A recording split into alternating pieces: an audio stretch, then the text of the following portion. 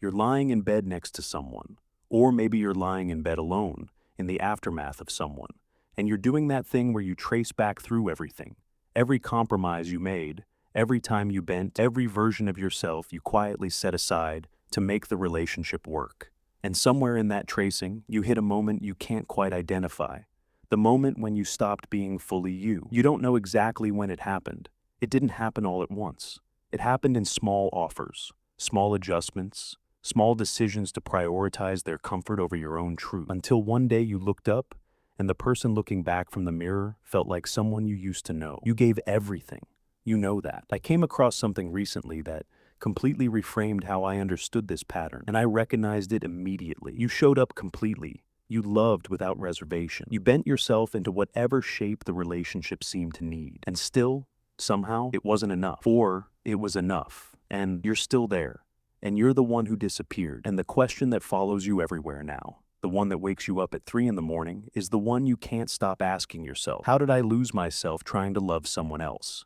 The answer is not that you loved wrong. The answer is much older than this relationship, much older than this person. It goes back to a time before you knew what relationships were, a time when you were first learning what love required of you. And what you learned in that place, in that early home, is that love required your disappearance, that the price of belonging was becoming whatever was needed, that your truest self, the one with opinions and needs and edges, was the version least likely to be kept. Psychologists call this anxious attachment, a way of loving where your sense of security lives entirely inside the other person's response to you, where their mood is your weather, where their approval is your oxygen, and where the threat of losing them activates the same part of your nervous system as physical danger, not metaphorically, literally. Your body treats the possibility of their withdrawal like a survival threat. Your nervous system learned this early. In an environment where love was inconsistent, where warmth came and went unpredictably, where connection required you to earn it,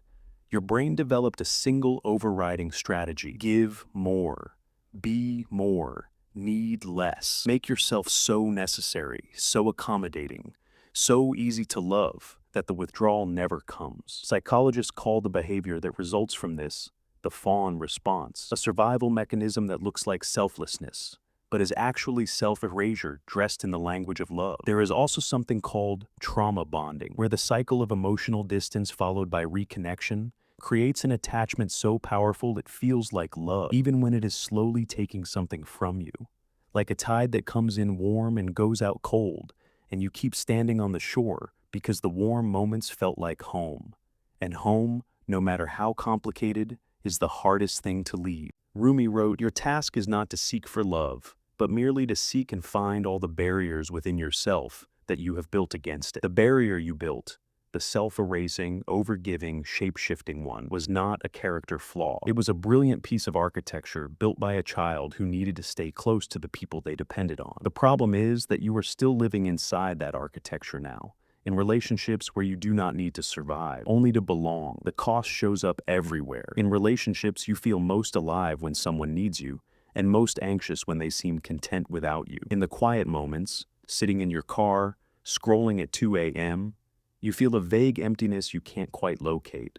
Not sadness exactly, more like the feeling of reaching for something that should be there and finding your hand passing through air. That something is you, the parts of you that got quietly traded away in the name of keeping someone close. And the exhausting, invisible grief of it is this: you worked so hard, you loved so completely, and you still ended up alone with yourself, not quite knowing who that is anymore. This is the part that most psychology channels completely skip. You might find yourself attracted to people who need a lot from you, because being needed is the closest thing to secure that you have ever felt. You might find that when a relationship is going well, something in you waits for it to go wrong.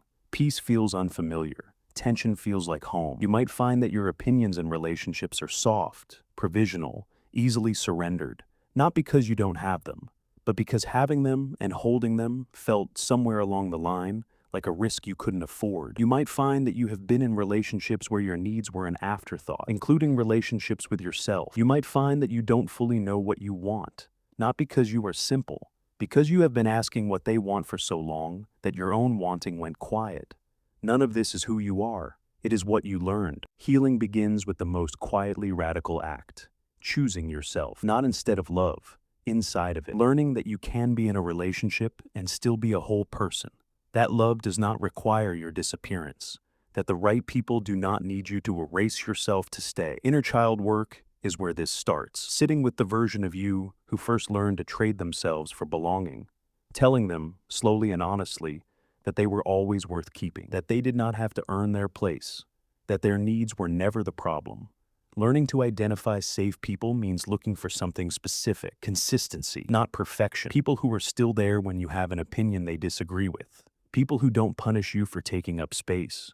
People who make you feel more like yourself, not less. And therapy, real, honest, just for you therapy, is where you practice the thing you gave away. Having your own experience matter in a room with another person. Seneca wrote, recede in the ips. Go back into yourself. That is the whole instruction. Go back. Not to the defended, self-erasing version, to the true one. The one that existed before you learned love, required your disappearance. The goal is not to be fixed. It is to become whole. You are not someone who loved too much.